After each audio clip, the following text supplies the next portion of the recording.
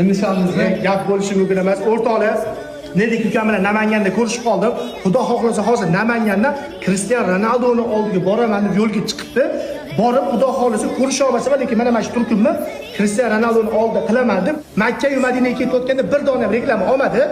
Hozir lekin ukam yo'lda ketayotgan aka yaxshi homiylar bo'lsa, qumor bo'lmasa, harom xarish bo'lmasa, xalqimga manfaat tegsa, yurtimga manfaatli bo'lsa reklama olaman deb aytibdi. Xudo xolisa rostdan reklama olib borasan. borguncha mana shu to'pga qolmayman.